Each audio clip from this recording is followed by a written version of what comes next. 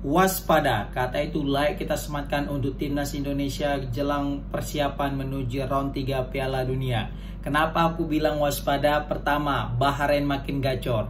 Gila, ini Bahrain nggak disangka bisa mengalahkan Irak 2-0 guys di Piala Teluk Grup B.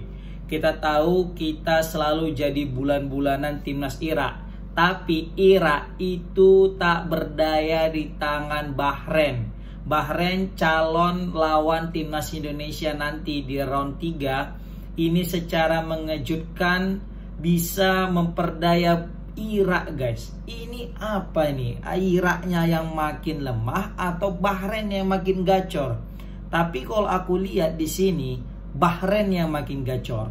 Kenapa aku bisa bilang Bahrain yang makin gacor? Karena di pertandingan sebelumnya, di pertandingan pertama, Bahrain itu berhadapan dengan Arab Saudi. Dan Arab Saudi juga kalah guys di tangan Bahrain dengan skor tipis 3-2. Dan kali ini semakin mempertegas bahwasanya mereka makin meningkat dengan mengandaskan perlawanan Irak dengan skor tipis dengan skor meyakinkan 2-0.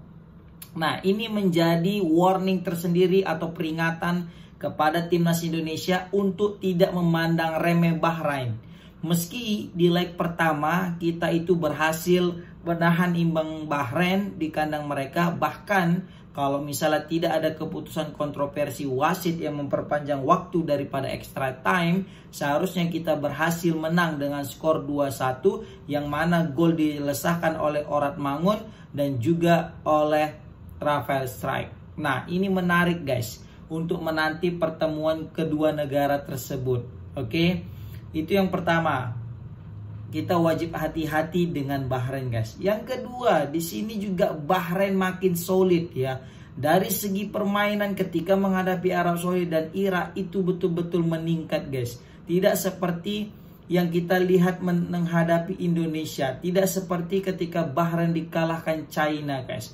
Bahkan Irak di sini menggunakan skuad utama guys, bukan skuad kaleng-kaleng, bukan pemain U22, bukan pakai pemain-pemain cadangan, tetapi betul-betul menurunkan skuad terbaik yang mereka miliki. Bahkan ini skuad yang pernah mengalahkan timnas Indonesia dengan skor telak 5-1, 3-1 dan juga 2-0 ketika bermain di GBK.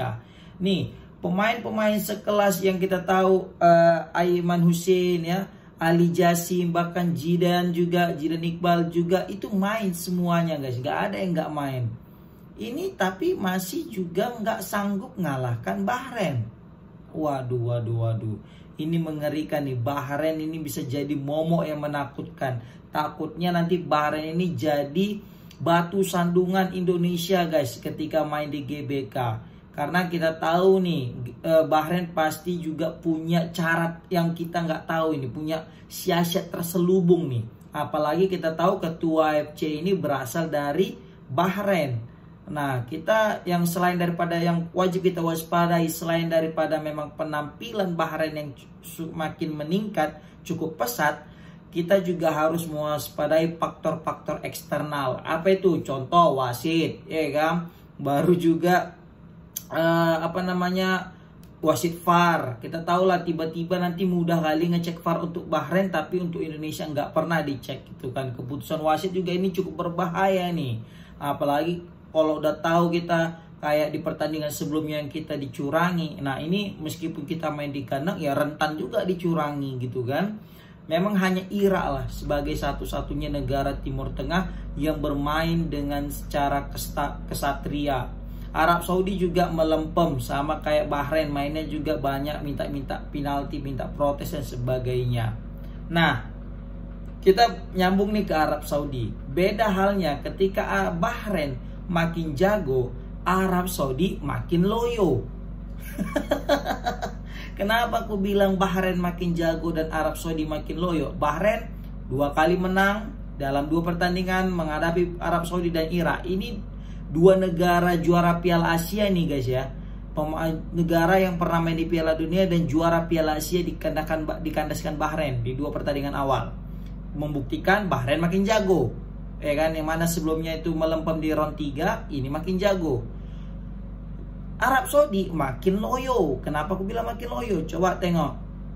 Semenjak Arab Saudi kalah dengan timnas Indonesia, ya sebenarnya bukan semenjak kalah lawan timnas Indonesia, tetapi semenjak ditahan imbang Indonesia 1-1 di Jeddah kemarin di pembukaan round 3, sejak saat itulah Arab Saudi seperti kehilangan sentuhan para pemainnya, guys. Jadi pemainnya itu kayak kehilangan sentuhannya. Arab Saudi yang kita kenal sebagai salah satu negara terkuat di Asia tidak mencerminkan itu, guys. Mereka sering sekali kalah ketika menghadapi negara-negara yang seharusnya bisa mereka hadapi dengan mudah. Contoh lawan China. Lawan China mereka masih menang sih 2-1 ya di kandang China. Kayak lawan Bahrain mereka 0-0, ya kan? Baru juga ketika menghadapi Jepang dikalahkan. Untung mereka ketika itu waktu ditahan Bahrain mereka sempat bukan untung sih, celakanya ketika itu mereka mengganti pelatih, ya kan? Masuklah Hefrenat, pelatih yang udah bawa mereka mengalahkan Argentina. Sempat bagus nih ketika menghadapi Australia kan 0-0 itu, bahkan hampir menang.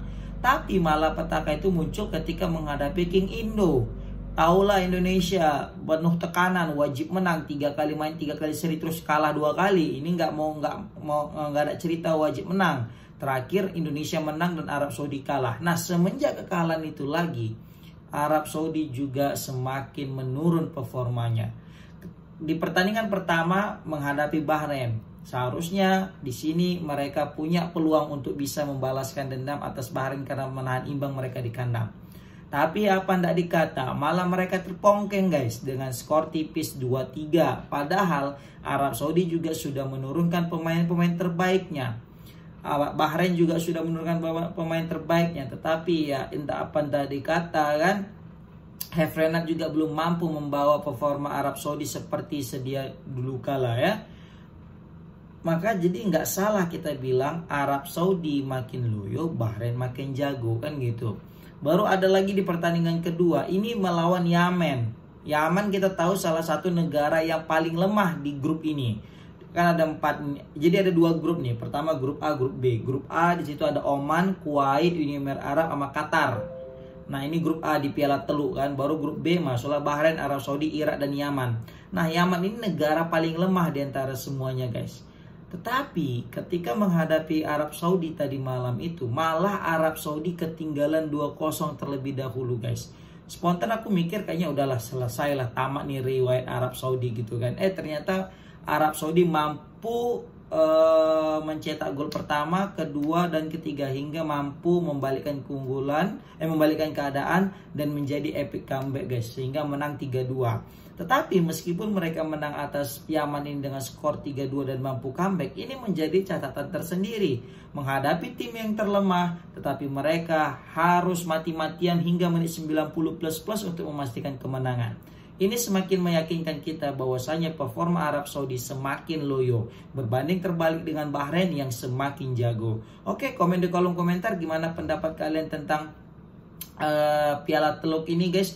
Anyway, Piala Teluk kali ini bisa ya memakai pemain-pemain abroad ya. Pemain-pemain kayak Ali Jassim ini kan main di Liga Italia, baru juga Zidane juga main di Utrecht gitu kan. Ini kenapa di AFF nggak bisa? Kenapa di Piala Teluk bisa? Coba komen di kolom komentar. Gimana pendapat kalian? Assalamualaikum warahmatullahi wabarakatuh.